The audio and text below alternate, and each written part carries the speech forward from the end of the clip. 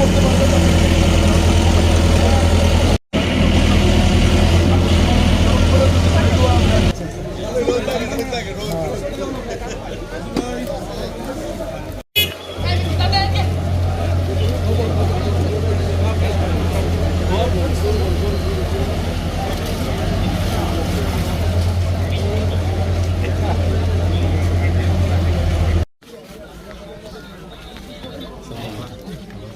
আমরা যে স্থানটিতে দাঁড়িয়ে আছি এটি মুন্সিগঞ্জ সদর উপজেলার মীর কাদিম পৌরসভার নয়নের খাল, যেটি সাধারণ মানুষের বক্তব্য অনুযায়ী বিগত 24-25 বছর হলে কোনো খনন পরিষ্কার পরিচ্ছন্ন করা হয়নি।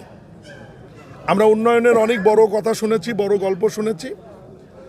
এই খালের বিষয়ে মাননীয় সংসদ সদস্য জনাব কামরুজ্জামান রতন এটি আমাদের নোটিশে আনলে জেলা প্রশাসনের পক্ষ থেকে সারা বাংলাদেশে যে 20,000 কিলোমিটার খাল নদী খনন পুনঃখনন হবে সেই তালিকাতেই এই খালটি অন্তর্ভুক্ত করা রয়েছে।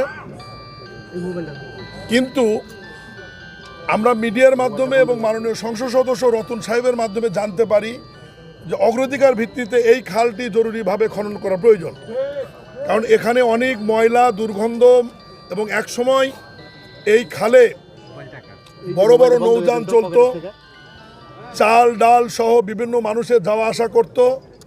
একটা প্রাণবন্ত খাল ছিল যেখানে অনেক অবৈধ দখলদার রয়েছে। অবৈধ দখলদারদের ব্যাপারে স্থানীয় প্রশাসন তালিকা নির্ধারণ করেছে।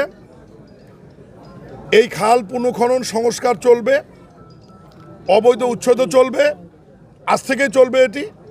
এবং এই খালের ব্যাপারে আমরা পরিকল্পনা করছি মাননীয় সংসদ সদস্যের পরামর্শে যে খালের দুই পাশে রিটার্নিং ওয়াল বা গাইড ওয়াল এবং ফুটপাত করে দিয়ে যাতে সৌন্দর্য বর্ধন করে দেওয়া যায় এবং সারা বছর যাতে এই খালের প্রাণীর প্রবাহটা ঠিক থাকে, এ ব্যাপারে যে পদক্ষেপ নেওয়া হবে সেটা নেওয়া হবে। আপনারা জানেন যে মাননীয় প্রধানমন্ত্রী জনাব তারেক রহমানের যে নির্বাচনী প্রতিশ্রুতি ছিল, ফ্যামিলি কার্ড, কৃষক কার্ড, ইমাম মসজিদদের বেতন ভাতা, স্বাস্থ্য কার্ড, শিক্ষা, কর্মসংস্থান, খেলাধুলা, বৃক্ষরোপণ এবং খাল খনন, এই কর্মসূচিগুলির মধ্যে এটা একটি অন্যতম অগ্রাধিকার কর্মসূচি।